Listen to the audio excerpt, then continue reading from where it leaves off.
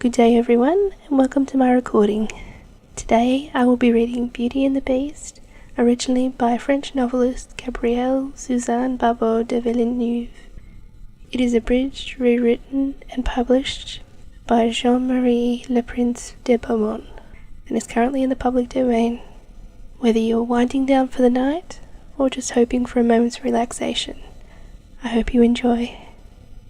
Also, please subscribe to my channel and like my video if you would like. It would help me greatly. Once upon a time, in a very far off country, there lived a merchant who had been so fortunate in all his undertakings that he was enormously rich. As he had, however, 6 sons and 6 daughters, he found that his money was enough to let them all have everything they wanted. But one day an unexpected misfortune befell them. Their house caught fire and was speedily burnt to the ground, with all the splendid furniture, the books, pictures, gold, silver, and precious goods it contained. And this was only the beginning of their troubles.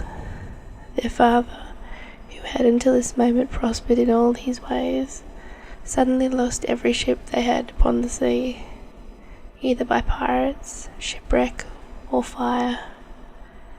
Then he heard that his clerks in a distant country, whom he trusted entirely, had proved unfaithful, and at last, from the great wealth, he fell into the direst poverty. All he had left was a little house in a desolate place, at least 100 leagues from the town in which he had lived. And to this he was forced to retreat with his children, who were in despair at the idea of leading such a different life. The daughters at first hoped that their friends, who had been so numerous while they were rich, would insist on their staying in their houses now that they no longer possessed one. But they soon found that they were alone, and that their former friends even attributed their misfortunes to their own extravagance, and showed no intention of offering them any help. So nothing was left for them but to take their departure to the cottage, which stood in the midst of a dark forest, and seemed to be the most dismal place upon the face of the earth. As they were too poor to have any servants, the girls had to work hard like peasants, and the sons, for their part, cultivated the fields to earn the living. Roughly clothed and living in the simplest way, the girls regretted unceasingly the luxuries and amusements of their former life. Only the youngest tried to be brave and cheerful. She had been sad as anyone when misfortune overtook her father, but soon, recovering her natural joy, she set to work to make the best of things, to amuse their father and brothers as well as she could, and to try to persuade her sisters to join in her dancing and singing. But they would do nothing of the sort, and because she was not as unhappy as themselves, they declared that this miserable life was all she was fit for. But she was really far prettier and cleverer than they were. Indeed, she was so lovely that she was always called Beauty.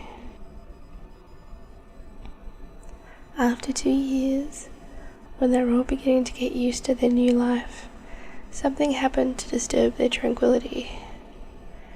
Their father received news of one of his ships, which he had believed to be lost, had come home safely to port with rich cargo. All the sons and daughters at once thought that their poverty was at an end and wanted to set out directly for the town. But their father, who was more prudent, begged them to wait a little, and though it was harvest time and he could ill be spared, determined to go himself first to make inquiries. Only the youngest daughter had any doubts, but that they would soon again be as rich as were before, or at least rich enough to live comfortably in town, where they would find amusement and joyful companions once more. Soon they all loaded their father with commissions for jewels and dresses, which it would have taken a fortune to buy. Only Beauty, feeling sure it was of no use, did not ask for anything. Her father, noticing her silence, said, "And what should I bring for you, beauty?" "The only thing I wish for is to see that you come home safely," she answered. But this only vexed her sisters, who fancied that she was blaming them for having asked for such costly things. Her father, however, was pleased, but as he thought that at her age she certainly ought to like pretty presents, he told her to choose something. "Well, dear father," she said, "as you insist upon it, I beg that you will bring me a rose. I have not seen one since we came here, and I love them so much." So the merchant set out and reached the town as quickly as possible, but only to find his former companions, believing him to be dead, had divided between them the goods that the ship had brought, and after 6 months of trouble and expense, he found himself as poor as when he had started, having been able to recover only enough to pay for the cost of his journey. To make matters worse, he was obliged to leave the town in the most terrible weather, so that by the time he was within a few leagues of his home, he was almost exhausted with cold and fatigue. Though he knew it would take some hours to get through the forest, he was so anxious to be at his journey's end that he resolved to go on. But night took him, and the deep snow and bitter frost made it impossible for his horse to carry him any further. Not a house was to be seen. The only shelter he could get was the hollow trunk of a great tree, and there he crouched all night, which seemed to him the longest he had ever known. In spite of his weariness, the howling of wolves kept him awake, and even when at last day broke, he was not much better off, for the falling snow had covered up every path, and he did not know which way to turn. At length he made out some sort of track, and thought at the beginning it was so rough and slippery that he fell down more than once, and it presently became easier and led into an avenue of trees, which ended in a splendid castle. It seemed to the merchant very strange that no snow had fallen in the avenue, which was entirely composed of orange trees covered with flowers and fruit. When he reached the first court of the castle, he saw before him a flight of agate steps, and went up them and passed through several splendidly furnished rooms. The pleasant warmth of the air revived him, and he felt very hungry. But there seemed to be nobody in all this vast, splendid place whom he could ask to give him something to eat. Deep silence reigned everywhere, and at last, tired of roaming through the empty rooms and galleries, he stopped in a room, smaller than the rest, where a clear fire was burning, and a couch was drawn up close to it. Thinking that this must be prepared for somebody who was expected, he sat down to wait till he should come, and very soon fell into a sweet sleep. When his extreme hunger awoke him after several hours, he was still alone, but a little table upon which was a good dinner had been drawn up close to him, and as he had eaten nothing for 24 hours, he lost no time in beginning his meal, hoping that he might soon have an opportunity of thanking his considerate entertainer, whomever it might be. But no one appeared, and even after another long sleep, from which he awoke completely refreshed, there was no sign of anybody, though a fresh meal of dainty cakes and fruits prepared upon a little table at his elbow. Being naturally timid, the silence began to terrify him, and he resolved to search once more through all the rooms. But it was of no use.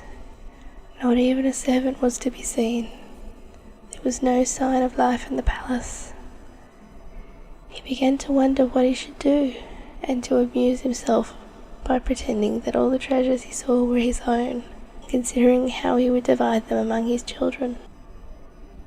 Then he went down into the garden, and thought it was winter everywhere else, but the sun shone, and the birds sang, and the flowers bloomed, and the air was soft and sweet.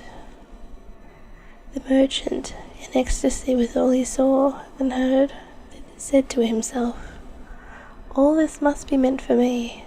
I will go this minute and bring my children to share in all these delights." In spite of being so cold and weary, when he reached the castle, he had taken his horse to the stable and fed it.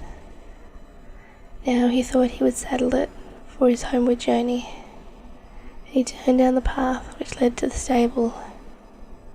This path had a hedge of roses on each side of it, and the merchant thought he had never seen or smelt such exquisite flowers.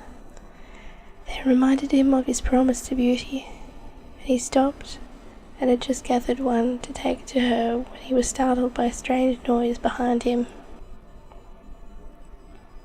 Turning around, he saw a frightful beast, which seemed to be very angry, and said in a terrible voice, "Who told you that you might gather my roses? Was it not enough that I allowed you to be in my palace and was kind to you? This was the way you show your gratitude, by stealing my flowers? But your insolence shall not go unpunished." The merchant, terrified by these furious words, dropped the fatal rose, and throwing himself on his knees, cried, "Pardon me, noble sir. I am truly grateful for your hospitality, which was so magnificent that I could not imagine that you would be offended by taking such a little thing as a rose." But the beast's anger was not lessened by his speech. "You were very ready with excuses and flattery," he cried, "but that will not save you from the death you deserve." "Alas," thought the merchant, "if my daughter could only have known what danger her rose brought me into."